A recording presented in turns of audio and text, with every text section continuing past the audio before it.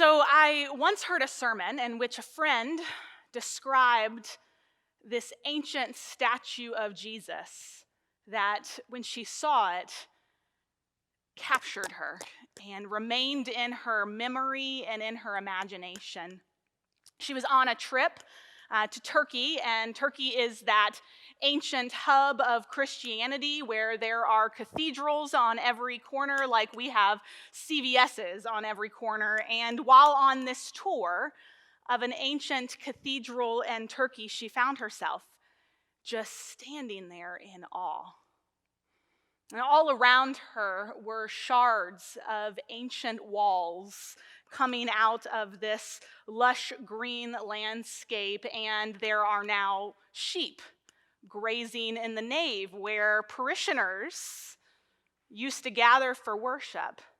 She said she just stood there and she just soaked it all in and tried to think, what did this place look like 1,000 years ago when it was all still intact?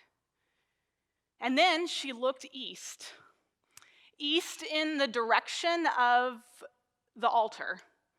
And there is still the remnant of a chancel wall there, and up in the chancel wall was this little niche, and in that niche was this ancient statue of Jesus. And it was still there. The years had not been good to Jesus. Half of his face was gone. He was missing an eye. Limbs had worn off and broken off under the elements, but he was still there in that classic Pentacoter stance that we know him to be in, still looking over his church, which lay in ruin. And she said it just captured her. It took her breath away. And this image of this ancient statue of Jesus was all that I could think of 5 years ago now, when I was sent out into the DC metro suburban landscape to relaunch a 10-month-old church plant after the pastor was diagnosed with stage serious cancer. This image of Jesus, ancient and weathered and unmoving, was all I could think about when I was given this monstrous task of leading this broken and grieving people back out into their community to put the pieces back together, to attach the limbs back to the body, and begin again. Like that statue was worn and broken, that my friend had described in that Turkish cathedral, these people were their own kind of worn, they were their own kind of broken, and yet, as any church, they were craving a vision, and they were craving a set of practices that could piece them back together, that could lead them back out into the community. And so this is all I could think of, was this statue of Jesus, still worn and broken, and yet blessing the world through a broken church. And so we did all the things that a new church does. You all know what they are. We set a vision, and we moved out into our community, and we made meaningful relationships with our neighbors, and in really profound ways, we partnered with local businesses in our community, and we met for worship in an elementary school. And we began to capture our community. We began to capture the breath and the heart of the community. It wasn't what we were doing in the elementary school that we thought would do this, but it was in all the ways that we were offering non-intimidating, non-churchy expressions, all the ways we were reaching out to the community in non-intimidating, non-churchy ways and inviting them to engage with us. Picture your typical church plant. except a church plant that had actually captured the community and captured the attention of other churches around them. Churches were coming to see what we were doing. A church plant that had moved so deeply in connection with their local pub that we packed out the dining room for pub theology monthly, and that a church plant that had so captured the community that at this 60-year-old local farm stand and garden center, we basically became professional event planners, gathering hundreds of people for community tree lightings and egg hunts. And this little worn and weathered church had caught the attention. We had caught their attention. We had taken their breath away. But we were not. We were not capturing their attention. We were not capturing their heart with the worn and weathered Jesus, who was still standing there with arms wide open, blessing the world through a broken church. We learned that we had not captured Scott.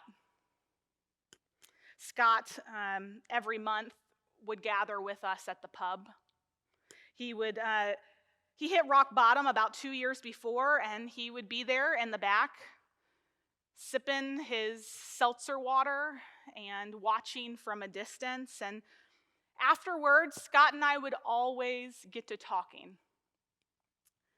This time, we got to talking again, and Scott said, "Can I ask you a question? I don't mean to be rude. I don't. But I have wondered for a while, why do you do all of this? Who is this for, this gathering here at the local pub? Who is this for?" And of course, I fumbled to give Scott an answer, to explain to him, it's a means to connect with our community, to introduce the community to faith, to a conversation of faith, to connect them with the God they may not know. And then I went on. Pastors always go on. I said it's an extension of the church. It's a way to bring the church to where the people are, Scott. And Scott paused for a moment, and his worn and weathered brow kind of creased, and he said, "Yeah, I've actually been meaning to ask you about your church. Every week when you come here for this pub theology thing, you tell us that you are from a church, and this doesn't tell me anything about your church. I can't imagine if I were to come to your church, it would look anything like this. Honestly, I hope it wouldn't. I bet it would be a place where I could encounter something other than the norm, where I could encounter something holy. I bet it would be a place where my life could be transformed, where I could find new life." Scott said, "With as many times as you're here, why haven't you ever tried to capture my attention with that? With the holy, with worship, with a call to a new life, with what is uniquely, as far as I remember and what I know about the church, what the church has to offer the world, what you all do best from what I think I know about you all. But this does not capture my attention or wake me up at all. This just feels like more of the same. Like trying to keep the norm stable, and I don't need the norm. I need to be captured by new life now, and if this is all you have to offer, which I actually assume it's not, but if this is it, it is not enough."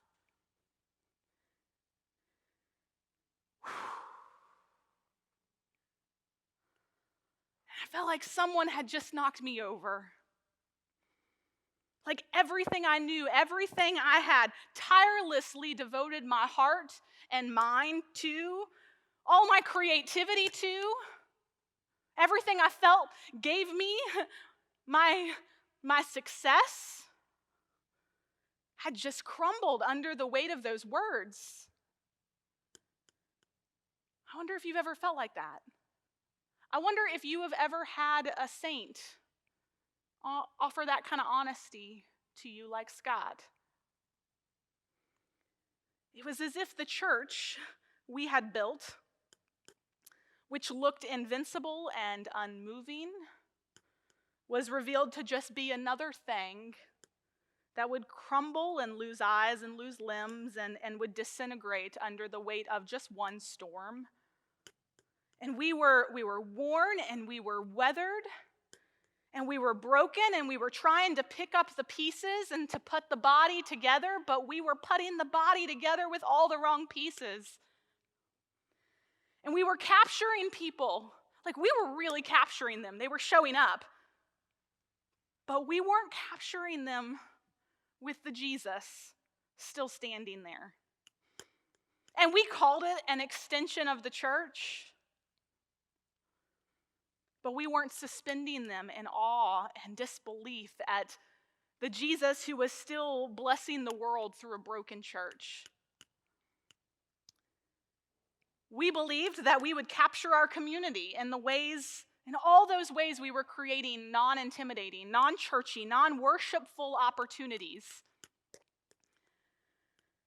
All those ways we were creating non-worshipful, non-intimidating opportunities to engage with us that looked nothing like the ministry and mystery that Scott was talking about, that Scott said he was craving, that looked nothing like the holy, that looked nothing like worship, that kept quiet about the gifts of word and in text and in body, that buried the sacred relics of liturgies and hymns that are ours, that hoarded the practices of praise and thanksgiving and intercession and confession, and made no mention of the rebirth in water or the co-mingling of bread and cup, all those things. And every Sunday we did those things. Every Sunday. Every Sunday we enacted those gifts. Every Sunday we made space for the holiness and holy otherness of God and witnessed lives being made new. We, the church, were uniquely qualified to offer these gifts to the world, and we were hoarding them for ourselves. Or worse yet, assuming that the means of grace were too weathered to hold up in public. One of the worst feats, I believe, that the church has managed to accomplish in the last 100 years is managing to make worship boring. And in an effort to put ourselves back together again, we've picked up all the wrong pieces. Scott, my very own John the Baptist, preaching from a bar stool in his wilderness on the threshold of our worn and weathered and oh so broken body of Christ, y'all, asked the right question. A question our community began to ponder, like really ponder. When we take the church public, who is it for? What is it for? In one of the most well-read zip codes in the nation, in the suburban landscape of the DC metro area, where almost everyone has some nominal or familial connection to the church, we began to realize that our main task in outreach to the community was not in redeeming the church, not in making it less intimidating and more relevant, but in explicitly taking public what we do best, what the church uniquely has to offer the world. Our worship, our liturgies, our music, our means of grace, the way we gather people, the way that we uniquely proclaim good news, the way we respond in thanksgiving and confession and lament and then send people out for new life and in light and in resurrection. Call it, as a friend of mine did this weekend, call it liturgical witness, folks, and offense and radical resistance to the church's growing invisibility and inconsequentiality in the world. Perhaps the best, most simplistic outreach strategy might be showing our hand, laying all of our cards on the table. Why have we been bluffing? Perhaps the best and most simple outreach strategy is just carefully adapting and translating our private liturgies for the public square. And it might be that this, in this unique time, is the hinge pin, the pivot point on which the United Methodist Church currently stands. It currently spins. So incrementally, this realization for us changed everything that we did at the Kingstown Communion. Yes, we had captured the attention and the breath and the heart of the community, and we gained the rapport and respect of local businesses around us, but in Scott's words, if that was it, it was not enough. And so we let the pieces crumble. We let them just crumble. And we began to watch God pick up the right pieces and assemble the body. And we pivoted from pub theology and instead took into spaces where that people love and places where people are, the full liturgies of Ash Wednesday and Good Friday. And we watched as Scott slid off his bar stool and began to repent in dust and ashes and tie a red ribbon of his shame on the forgiveness of Christ's cross in the middle of a pub. And we said yes, and at our local garden center and made worship, Christmas worship under the stars, come alive, and made Easter worship amidst the lilies come alive. We made it come alive for those who just happened to be stumbling onto the property to buy Christmas trees or azaleas. And we're not making the church normal anymore. We're starting to put it back together with the right pieces. And we're inviting completely unsuspecting people into the extraordinary, into the holy, into new life. And y'all, it's worn and it is weathered. And it is chaotic and it's imperfect and it is hard to take an entire congregation into public spaces 10 to 15 times a year. And we're still missing limbs and we're still missing eyes, but we're piecing together the body. And we're capturing people now. But this time we're capturing them with the worn and weathered Jesus that's still standing there, blessing the world through a broken church. Thank you.